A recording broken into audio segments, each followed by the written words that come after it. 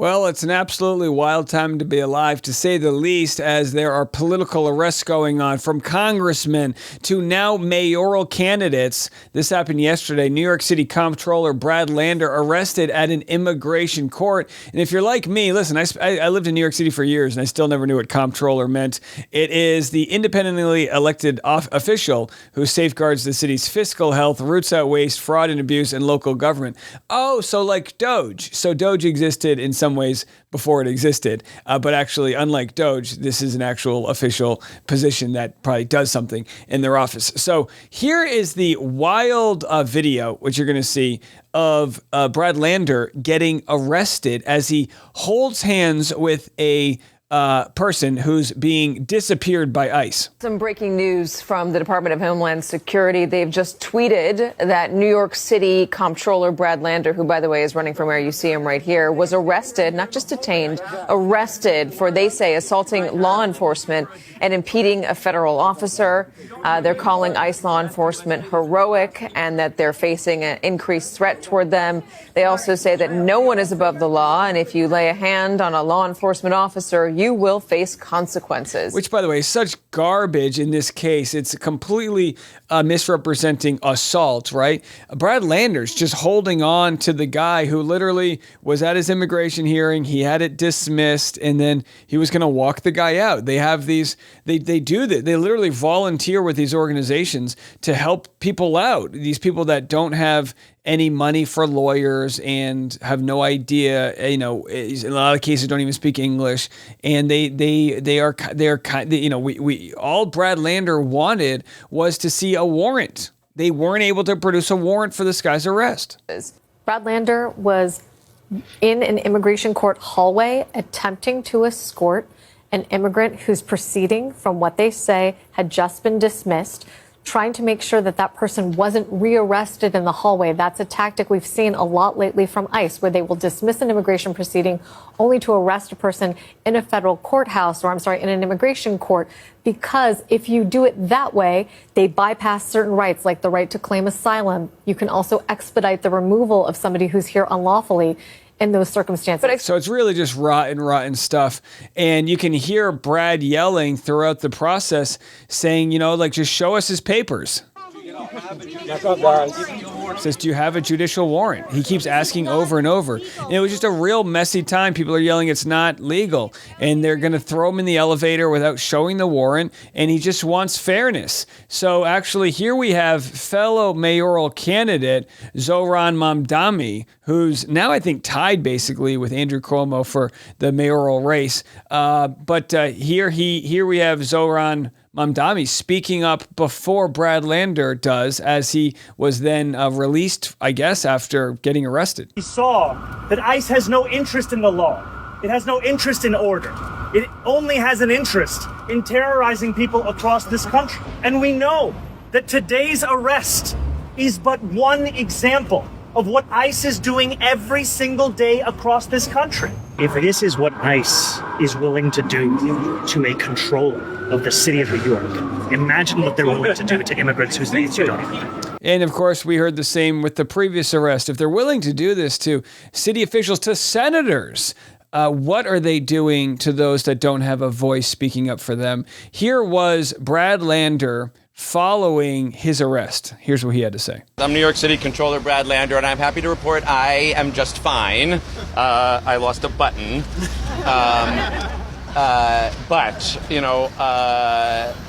I'm going to sleep in my bed tonight, safe with my family. I'm grateful to hear that the charges are not being brought, but if they are, I've got a lawyer. I don't have to worry about my due process rights. At that elevator, I was separated from someone named Edgardo, who I had just met a couple of minutes earlier. Edgardo is in ICE detention, and he's not going to sleep in his bed tonight. So far as I know, he has no lawyer. He has been stripped of his due process rights by a government and a judge that owe him a credible fear hearing before they deport him. Yeah, so it is just so inhumane what's happening. I was actually driving home from a stand-up gig a couple nights ago, and there was bad traffic. They're redoing a bridge near the airport, and it took me like an extra half an hour to get home. I was so upset. I was thinking my family's at home waiting for me. My wife's probably waiting for me to help out with the baby. I got a 1-year-old, and we need to give him a bath and all these other things going on. How trivial my problems when there are men like Edgardo and others. How about Mahmoud Khalil, right? Who detained a former Columbia student, detained after peaceful protests, and he misses the birth of his firstborn son as he was detained for 3 months. Some of these people that were detained are getting fair trials after months-long process of people protesting, and then others like Edgardo and even Albrego Garcia, who spent several months, waiting in a prison in El Salvador, and they're not giving these constitutional rights we afford everybody, citizen or not. So it's just wild. They're doing this to thousands of people every day, and truth be told, I think that the sort of psyche of the population has had enough. I truly believe that more people, the critical mass, a sort of collective, hive mindset is saying enough is enough. We're done. We're done with this. This isn't helping anybody. It's just terrorizing. There's actually a law being passed here, as presented by NBC Bay Area News, regarding trying to get these masks removed from ICE officials as they get to just run around terrorizing people and no one even knows their identity. State lawmakers are proposing the No Secret Police bill. It would require law enforcement, including federal agents, to show stronger identification and unmask. It's in response to the immigration crackdown by ICE agents, many of them wearing a face covering. The bill proposes that officers at all levels show stronger identification, like uniforms or badges, and uncover their faces while conducting operations within the state. SWAT teams would be exempt. Also, medical-grade masks would also be exempt. Yeah, I mean, it's absolutely ridiculous. You had one guy in like jeggings running around, and it's like no one even knows if these are real cops. We've got an assassin in Minnesota impersonating a police officer, right? Murders the senators, I believe, right? Or congresswoman. And her husband, and then of course injures others. The dog died, and then you've got, I think in Philadelphia, a guy impersonating police. People are using this sort of free for all as a time to just wreak havoc out there. Speaking of the assassin in Minnesota, here's Governor Tim Walz giving a speech about core values of this country following this devastating news that came out over the weekend. A moment in this country where we watched violence erupt. This cannot be the norm. It cannot be the way that we deal with our political differences. Now's the time for us to recommit to the core values of this country. And each and every one of us can do it. Talk to a neighbor rather than arguing. Debate an issue. Shake hands. Find common ground. This is who Melissa Hortman was. In the first negotiating session that I had a chance to work with her, she got all the partners in the room, and she provided each and every one of us a copy of a book called Getting to Yes. And the whole premise was debating with a sense of goodwill, a sense of trying to come to compromises that serve everyone. And, especially when it comes to the divided Congress, Senate, our political parties, it seems as though every debate is just a chance to clip videos together, to speak to your base, to crowdfund, and this idea that if we all are operating with the goodwill, that we can come together to get stuff done. Governor Tim Walz has done that. He has passed very popular legislation in his state, and he has proven that you can cross that aisle, which is so ironic because you have people like President Trump refusing to even call Tim Walz, Governor Tim Walz, after, of course, the murder of his colleagues in political violence. Just insane that this happened. And yet, calling people like Tim Walz incompetent, as here he is breaking down the very clear way that our country can, speak to the morality that we still have within us that can help pull us out of this mess. And because of her, we did that. Because of her, we did that year after year after year. That's the embodiment of how things are supposed to work. It's not about hatred. It's not about mean tweets. It's not about demeaning someone. It's leading with grace and compassion and vision and compromise and decency. That was taken from us in Minnesota with the murder of Speaker Hortman. So for each and every one of us to truly honor, and we will continue to honor that spirit, but we will need to do it in just more than actions in a memorial. Conducting ourselves in the spirit that Melissa Hortman did her work is what the country needs to heal. Yeah, and I think, like he's saying, one of the ways to do that as you vote in the future in elections, find someone who's speaking authentically to the people, not speaking on behalf of whatever political donors they owe and whatnot. Just like, let's cut through the BS and find people that are going to fight for Americans and fight for the middle class and things like that. Bernie Sanders is no stranger to speaking to Americans in the middle class, and he tries to get, he's been on the right side of history in many different ways as an independent in Vermont. And he tweeted this: "The Constitution of the United States is very clear. There is no ambiguity. It is Congress that determines whether we go to war, not the president. Trump must not take illegal military actions against Iran." Now, he posted this last night because Trump is ready to make decisions on behalf of our country without the approval of Congress. I mean, he really hasn't used anything. No bills have been passed through Congress in his term. Everything's been done with the executive branch. And this idea of checks and balances, 3 co-equal branches, is one that he kind of scoffs at. And Bernie reminding us that, no, if we are to go to war, we debate this as a country. We only do it if the country agrees to. And of course, something like under 20% of the country think it would be a good idea for us to go into this war. Nobody wants it. Although Trump bizarrely posted this, private messages between him and the ambassador to Israel, Mike Huckabee. So he says, "From Mike Huckabee, a pastor, politician, ambassador, and great person." So I wanted to share what he had to say about Mike Huckabee. So Mike Huckabee texted him this privately: "Mr. President, God spared you in Butler, Pennsylvania to be the most consequential president in a century, maybe ever. The decisions on your shoulders I would not want to be made by anyone else. You have many voices speaking to you, sir, but there is only one voice that matters. His voice. I am your appointed servant in this land." Servant! "And am available for you, but I do not try to get in your presence often because I trust your instincts. No president in my lifetime has been in a position like yours. Not since Truman in 1945, which, by the way, it's like, how did that end? We dropped nukes. I don't reach out to persuade you, only to encourage you. I believe you and hear from heaven, and that voice is far more important than mine or anyone else's. You send me to Israel to be your eyes, ears, and voice, and to make sure our flag flies above our embassy. My job is to be the last one to leave. I will not abandon this post. Our flag will not come down. You did not seek this moment. This moment sought you. It is my honor to serve you, Mike Huckabee." Wow.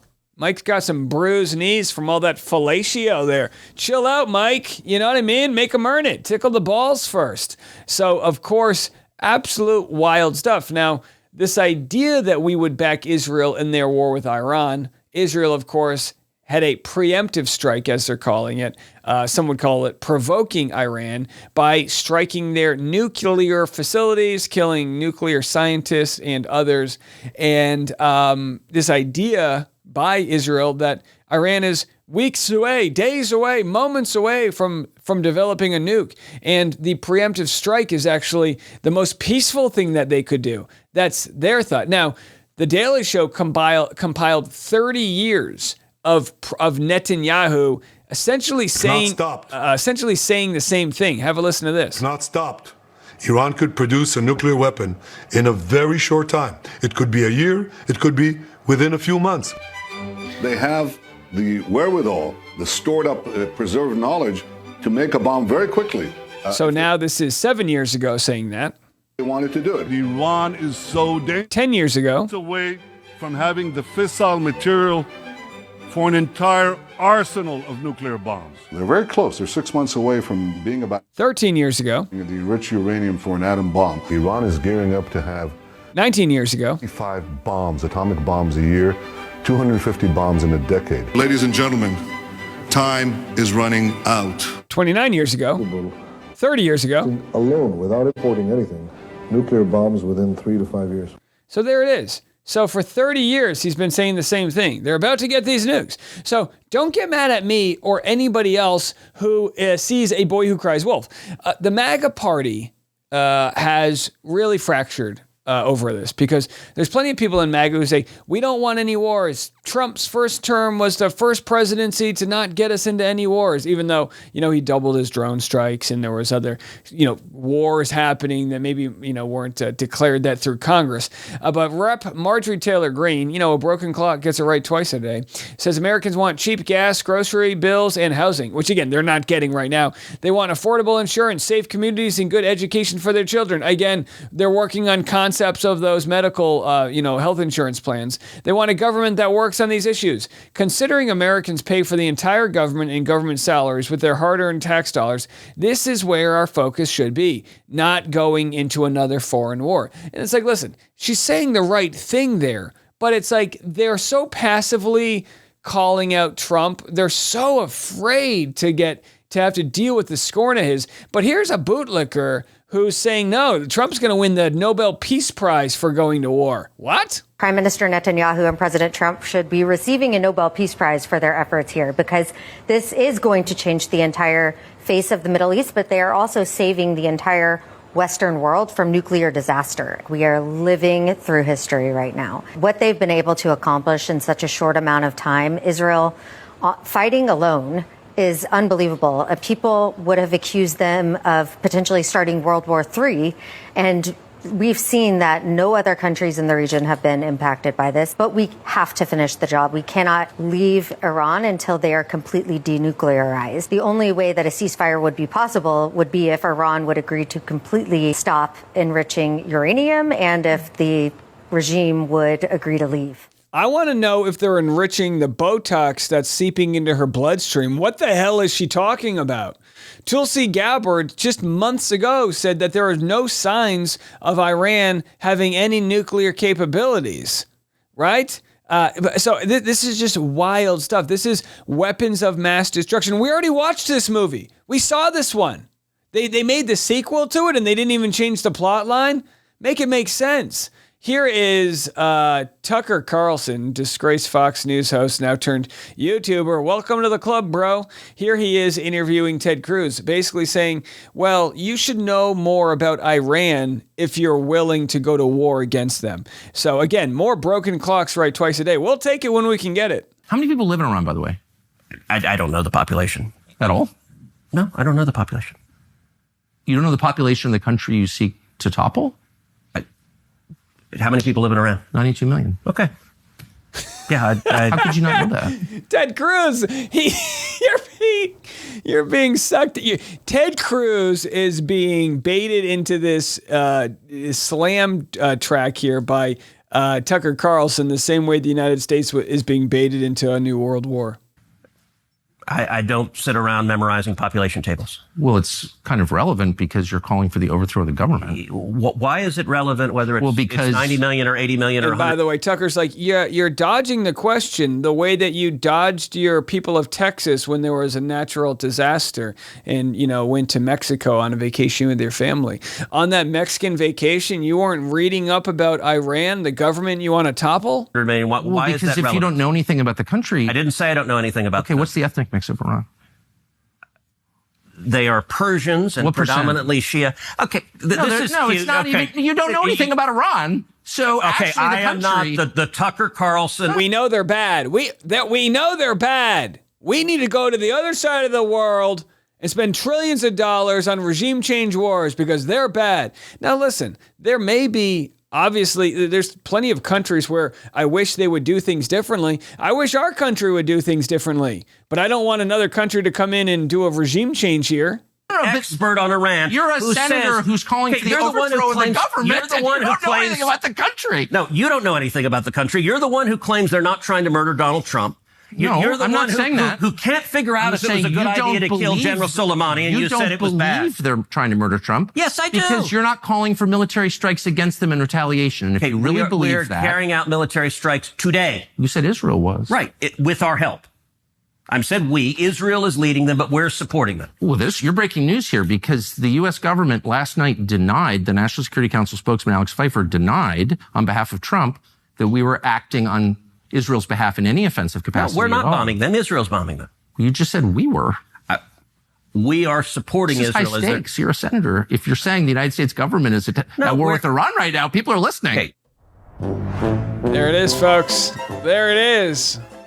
That's your elected officials, Texas. You put them in there. You deal with them. Unbelievable bootlicking here on the company line. Warmongering. How much is our military-industrial complex, paying his campaigns? You know what I mean? These are the things. This is why I have vowed that I will never vote for a candidate that takes super PAC money or money from some of these big groups, because when they come a call in, you got to answer the phone, okay? And that's exactly what's happening here. Final story, Elon Musk's drug test results are fake, so says this subreddit skeptic. The specimen collected on June 11th at 6:46 p.m., and yet the collection facility's hours of operation are 8 a.m. to 5 p.m. How can a non-ER medical professional collect a sample 1 hour and 46 minutes after clocking out for the day? Well, it's Elon Musk, you know what I mean? And either way, so they show the proof there. And again, listen, the dude's rolling on something. Who really cares at this point? I wish the rest of the country was rolling on acid. Maybe we wouldn't be getting ourselves into some wars. These are all your stories for the morning. We'll be back this afternoon. Make sure to subscribe if you haven't already. Give us a nice rating, review on Apple Podcasts or Spotify, and we'll see you then. I'm Dave Neal, and this is The Rush.